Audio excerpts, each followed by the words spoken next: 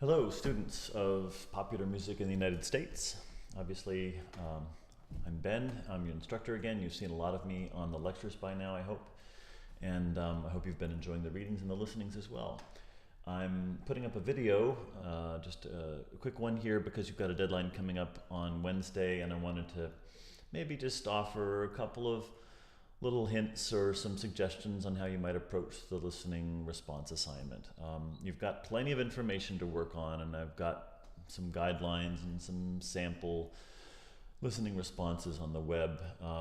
But I just thought, since a lot of the stuff that I've talked about so far pertains to songs that are not in your assignment, that I might just kind of get you started a little bit with some of the tracks that are actually in the list, especially the ones that are in the third and fourth listening response essay prompts, which have to do with the Traveling Blues Women and then the Country Blues playlist. So one of the things that you're invited to think about in these listening response prompts is to think about melody and singing, thinking about the way that melody works as you move from one part of the song to the next. And I've taught you a little in my lectures about blues and how we analyze a lot of those 12-bar blues forms as having two phrases that are very similar.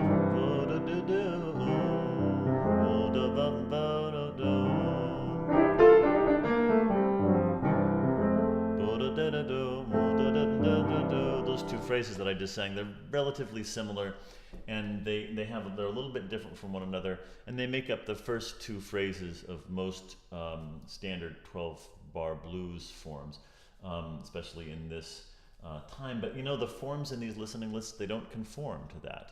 That's the formulation that W.C. Handy and others of this time period formalized and sort of standardized for the public and for a lot of the popular versions of the blues. But these playlists are quite a bit more varied. And so I think I'll talk just a second about Dream Blues, which is the Ma Rainey, and then also the Mamie Smith Going Crazy with the Blues.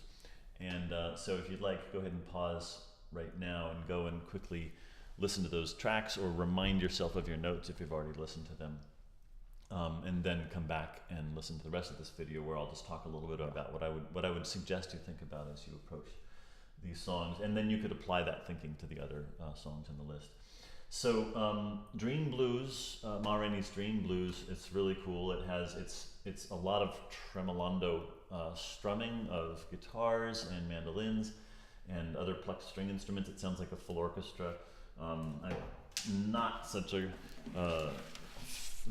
good tremolo player, but you know, we'll have had a dream last night and the night before, and I won't be able to demonstrate the melody very well if I'm trying to tremolo with my guitar here. So I'll just remember, this is roughly how it sounds.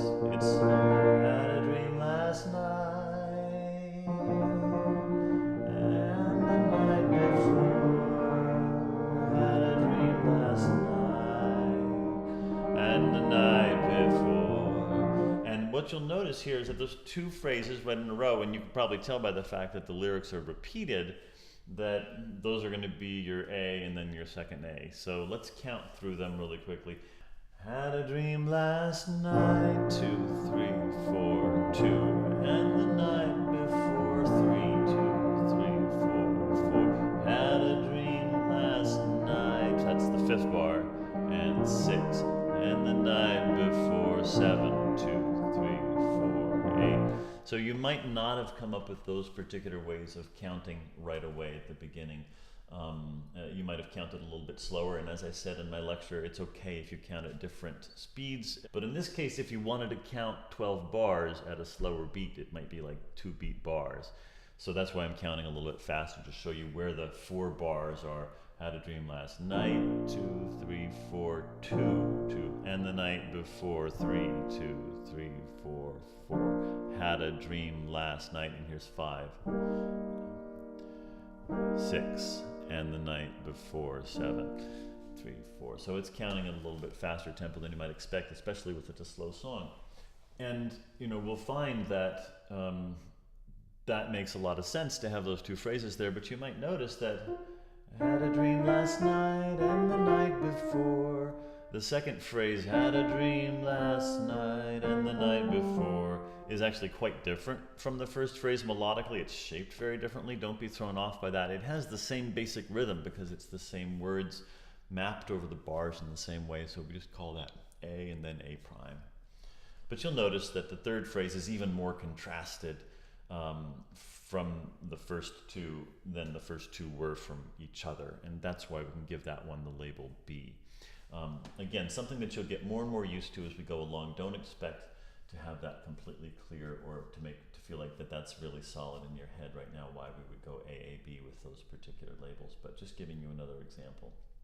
And of course, we've got a story already, kind of a joke in this verse. You get to the third line, and that's where the high note is. That's where there's a higher quantity of chords. You've intensified in some way with that third phrase.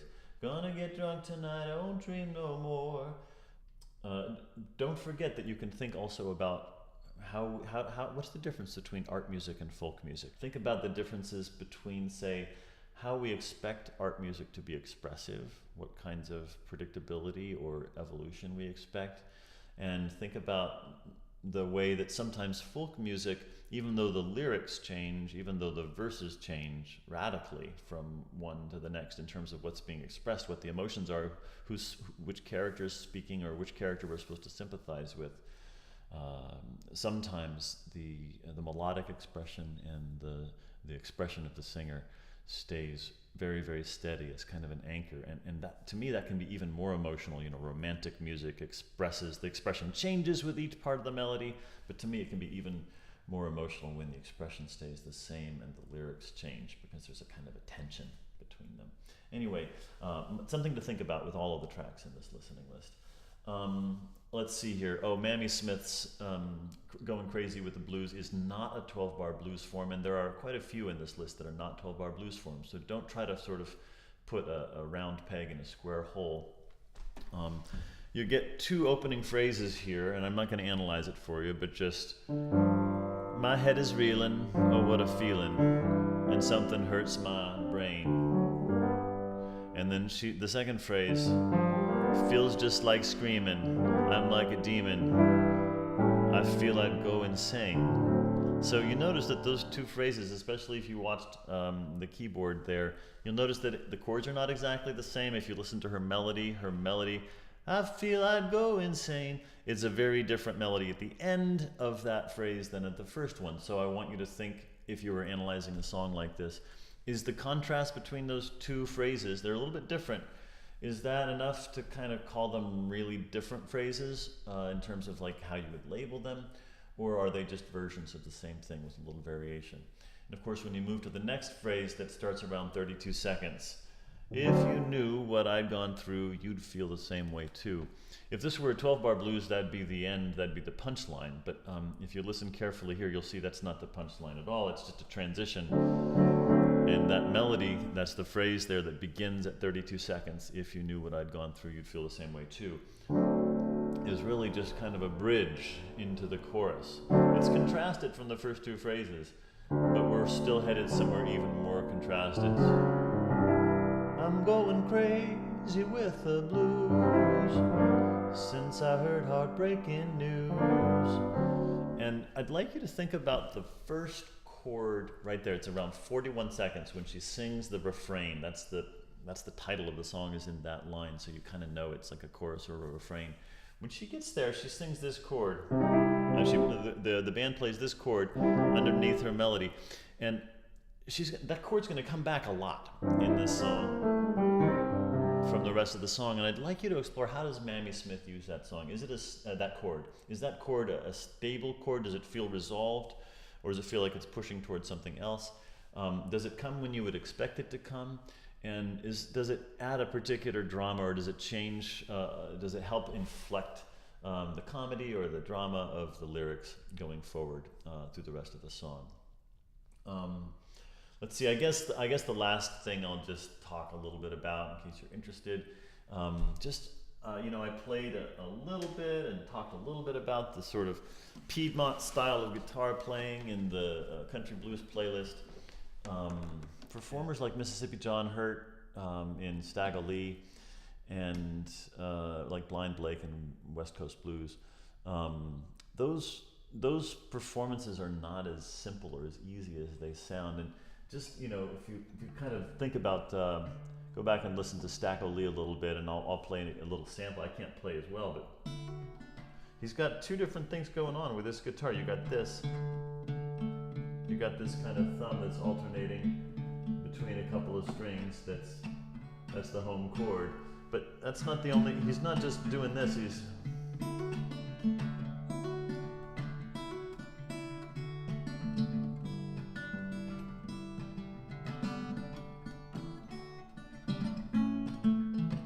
so he's actually playing a melody that goes along with the accompaniment. And you can see I'm struggling with it. So if it's a challenge for me to do, just add into the fact what I'm not doing. John Hurt, Mississippi John Hurt, also sings. He's singing at the same time. So there's singing and there's playing. There's playing of both a melody and an accompaniment kind of at the same time. And I guess another example would be Blind Blake with West Coast Blues. You know, he's got a really, really sharp, exciting style of playing.